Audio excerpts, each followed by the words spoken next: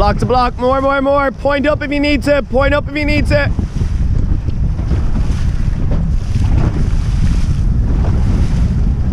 You got this, you're all right, keep going.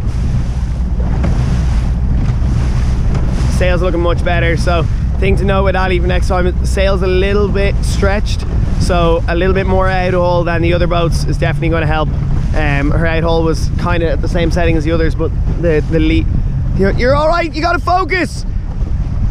Don't give up already, we're doing all right here. Don't look at them, look at your sail. So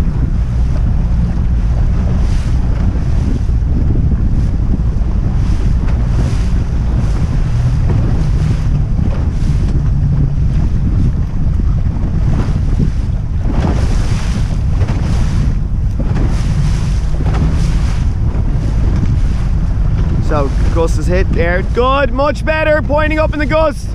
Look, you see, you kept that speed going, that's it, that's good. You didn't stall, there was no dragging of the stern or anything like that, that's good. Definitely need to work the tiller more through the waves, but really good to see when that gust hit, instead of her fighting it and trying to just counteract with her weight, she was able to point the boat up as well and kind of get a bit more speed. Well, it's not get more speed, it's basically just to counteract the gust. So basically what you're looking for is, when you're sailing along like this, if you're, let's say we break it really simple, right? You're going 5 knots and the wind is 10 knots, right?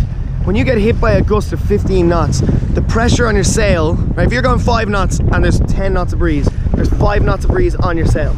If you get hit by a 15 knot gust, you get, all of a sudden you get 10 knots of pressure on your sail, because your boat's not going to speed up immediately. So all of a sudden you've doubled the pressure on your sail. And the way you counteract that is, instead of hiking, obviously you hike hard, but you point up a little bit for the first 2 or 3 seconds. And by pointing up that tiny little bit, you're killing a bit of power in your sail, you're pinching, so you're moving up a lane, but you're allowing the boat not to heel overloads in a gust, but you're allowing the boat to come into that gust. And then 2 or 3 seconds later, you bear off that tiny bit back onto your normal course. And by doing that, your boat's sped up at that stage because it's now in more breeze.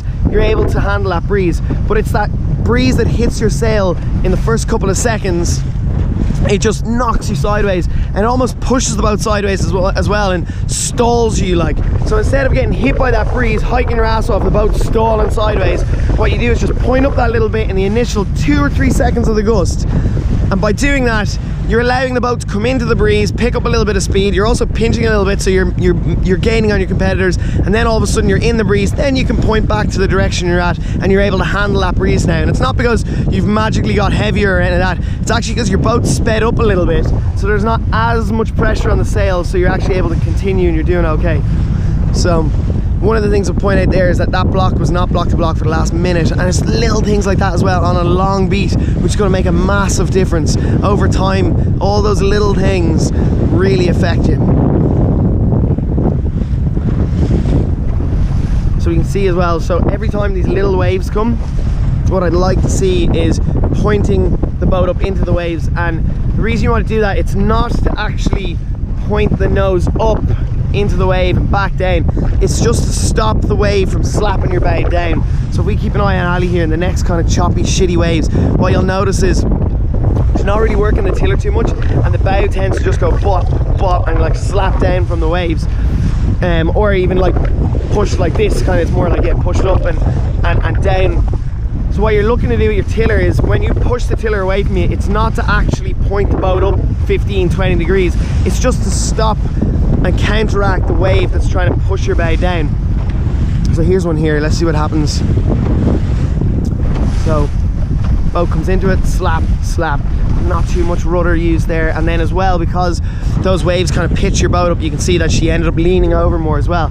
So what we'd want there is just point up a little bit, pinch into the wave a bit, get ready to hit it where it's not going to push your bow down. And even by pinching up that little bit as well, you probably wouldn't get so much pressure on your sail at the top of the wave, and then you'd be able to come through it a bit quicker. Again there, big gust, she's leaning over and not using the tiller, and you went through those waves kind of getting pushed down again. And Ali's a really strong sailor, like you can see she loves to hike, and that's brilliant, but it's all about harnessing your energy. So it's almost like the Conor McGregor theory, you know, that like, you know, that the lads, like when they're fighting, that they have to conserve their energy and be really smart about it. If you went in throwing haymakers for the first round, you're going to wear yourself out, and then you're not going to be able to continue forward, and then you start making loads of mistakes, and then you end up getting knocked out. It's the same in sailing. If you're busting your ass and using too much energy, and you're not being smart about the energy, well then it's kind of wasted energy. You wear yourself out, and then you're just going to make more and more mistakes. So loads of really good effort here, and I think we just need to finesse that effort a bit more, and then Ali's going to be laughing.